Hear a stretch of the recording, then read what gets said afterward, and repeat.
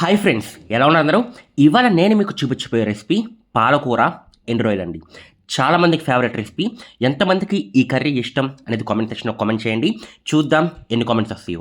అటు ఓకే మసాలా మసాలాగా ఉండదు, ఇటు అసలు మసాలా లేవు అన్నట్టు కూడా ఉండదు. తింటే చాలా కమ్మగా ఉంటుంది.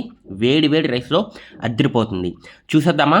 అయితే దీనికి కొన్ని సీక్రెట్స్ ఉన్నాయి. ఆ సీక్రెట్స్ అన్నీ కూడా నేను మీకు స్టెప్ బై స్టెప్ చెప్తాను. చూసి సేమ్ ఇలాగే చేయండి. ముందుగా ప్యాన్ హీట్ అయిన తర్వాత ఇవి ఎండు రొయ్యలండి. ఒక చిన్న గ్లాసులో అయితే తీసుకున్నాను. ఇవి స్టార్టింగ్ వేపుకోవాలండి. ఇలా ఎందుకు వేపాలంటే వీటికి కొంచెం మట్టి ఉంటుంది. ఆ మట్టి మొత్తం కూడా పోవాలంటే లైట్గా వేపుకోవాలన్నమాట. చూడండి, నాకు మీరు గమనిస్తే ప్యాన్లో కొంచెం మట్టి అనేది వచ్చింది. అంటే చిన్న చిన్న ముళ్ళు మట్టి ఇలా వస్తుందన్నమాట. అందుకే వేపుకోవాలి. వేపుకుని ఒక గిన్నెలో వాటర్ తీసుకుని ఆ వాటర్లో వేసేసి పక్కన పెట్టేయండి. మిగతా మట్టి ఏమన్నా ఉంటే కనుక ఆ వాటర్లో దిగిపోతుంది. అసలు మట్టి అనేది ఇంకా ఉండదు.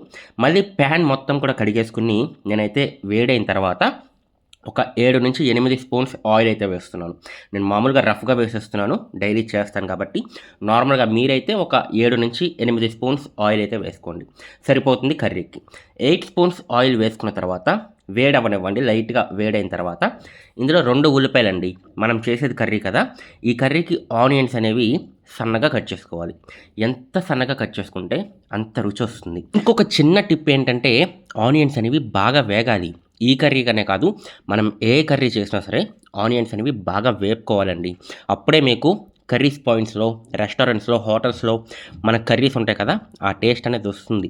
మీరు పచ్చి పచ్చిగా ఏదో ఒక 3-4 నిమిషాలు వేపేసి మిగతావన్నీ వేసేసి వేపితే మీకు టేస్ట్ బాగోదండి, రుచి అనేది రాదు. ఇప్పుడు ఈ ఆనియన్స్ ఏవైతే వేపుతున్నామో వేపుతున్న టైంలోనే ఇందులో 1 స్పూన్ పసుపు, 1/2 స్పూన్ సాల్ట్ అయితే వేసుకోండి. సాల్ట్ మనం మళ్ళీ తర్వాత అయితే వేస్తాం. ఇప్పుడు ఎందుకు వేస్తున్నామంటే 1 స్పూన్ పసుపు అలాగే కొంచెం ఉప్పు వేసి వేపితే కనుక త్వరగా వేగుతాయి. ఇదొక పాయింట్. ఇంకొకటి ఏంటంటే ఎందుకు వేస్తున్నామంటే సప్పగా ఉంటుందండి. మీరు పసుపు కానీ ఉప్పు కానీ ఏమీ వేయకుండా ఉత్తగా వేపితే మీకు ఉల్లిపాయ అనేది కొంచెం సప్పగా ఉంటుంది. ఆ సప్పదనం రాకూడదంటే కొంచెం పసుపు కొంచెం ఉప్పు వేసుకుని వేపుకుంటే మీకు ఫ్లేవర్ అనేది బాగుంటుంది. లో సెగలో మాత్రమే చేసుకోండి. ఇప్పుడు నేను చేసేది మొత్తం కూడా లో సెగలోనే చేస్తున్నాను. సెగ అనేది ఎక్కడ కూడా పెట్టడం లేదు.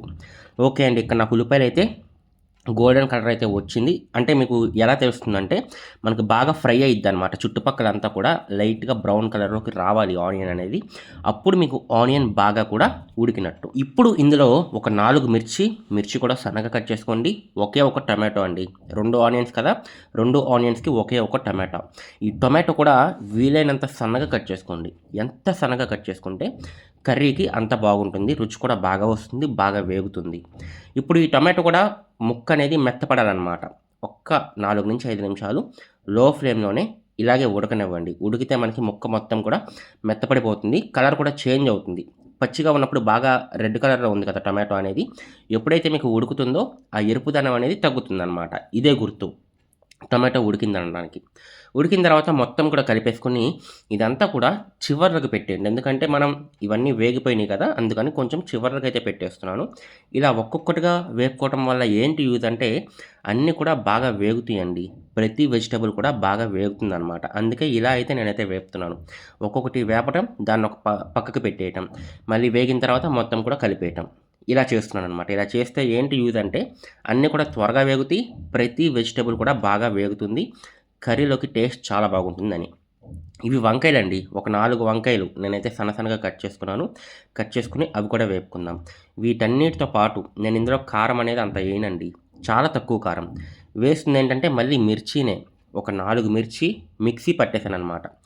4 మిర్చి అనేది సన్నగా చిన్నగా కోసుకుని అందులో కొంచెం వాటర్ పోసి మిక్సీ పట్టేసాను. చాలా బాగుంటుంది. మిర్చి ఫ్లేవర్తో కర్రీ చాలా బాగా వస్తుంది. దీంట్లోనే ఒక 8-10 కరివేపాకు అయితే వేసాను. వీటితో పాటు జీరా నూనె, సోంపు తెలుసు కదా, సోంపు కొంచెం జీరా, ఈ 2 కలిపేసి ఇందులో అయితే వేస్తానన్నమాట. 1 స్పూన్ అయితే సరిపోతుంది. 2 కలిపితే 1 స్పూన్ రావాలన్నమాట.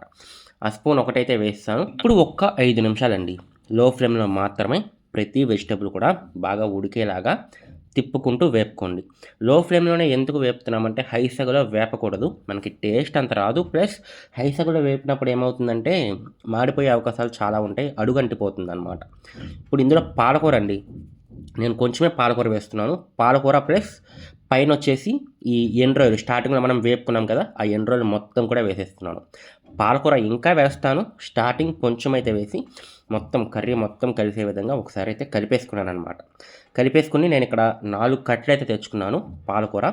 చాలా బాగుంటుందండి పాలకూర ఈ కర్రీలో. చెయ్యండి, ఈ వీడియో అయిన తర్వాత ఒకసారి ట్రై చేసి చూడండి, మీకు అర్థమవుతుంది దీని రుచి అనేది. అయితే నేను చెప్పిన రుచి, ఆ కమ్మదనం రావాలంటే దీనికి ఒకే ఒక సీక్రెట్ ఉంది, అది ఫైనల్లో చెప్తాను ఏంటనేది. అది మీకు అర్థమైతే సరిపోతుంది. కర్రీ ఇప్పుడు నేను చెప్పినట్టు చేసి ఆ లాస్ట్లో ఆ ఒక్క సీక్రెట్ మీకు అర్థమైతే కర్రీ టేస్ట్ అసలు నెక్స్ట్ లెవెల్ చెప్పక్కర్లేదు. ఒక్కసారి మొత్తం అంతా కలిపేసుకుని మూత అయితే పెట్టేస్తున్నాను. ఒక 10 నిమిషాలు, ఒక 7 నుంచి 10 నిమిషాలు లో ఫ్లేమ్లో అలా ఉడికిస్తే మనకి పాలకూరలో నుంచి వాటర్ అనేవి ఇలా బయటకు వస్తాయి అన్నమాట. ఇలా వాటర్ వచ్చే విధంగా మీరైతే చేయండి. చేసిన తర్వాత అంటే ఉడికించండి ఒక 7 నిమిషాలు. 1/2 స్పూన్ మాత్రమే కారం వేసాను, ఎందుకంటే మిర్చి వేసాను కాబట్టి సరిపోతుంది. 1.5 స్పూన్ సాల్ట్ అయితే వేసాను. 1 స్పూన్ ధనియాల పౌడర్ అయితే వేసానండి. అర్థమైంది కదా, ధనియాల పౌడర్ మీకు బయట మార్కెట్లో ఉంటుంది, లేకపోతే మీ దగ్గర ధనియాలు ఉంటే మిక్సీ పట్టేసుకోండి. 1 స్పూన్ సరిపోతుంది. దీని తర్వాత బాగా తిప్పేసుకున్న తర్వాత 1 గ్లాస్ వాటర్ పోసిందిలో ఇక్కడే మీకు సీక్రెట్ చెప్తాను చూడండి.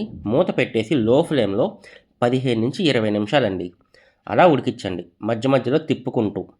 అర్థమైందా? 15 నుంచి 20 నిమిషాలు ఉడికించాల్సిందే. అప్పుడే మీకు ఈ విధంగా గ్రేవీగా చిక్కపడి కర్రీ టేస్ట్ చాలా బాగుంటుంది.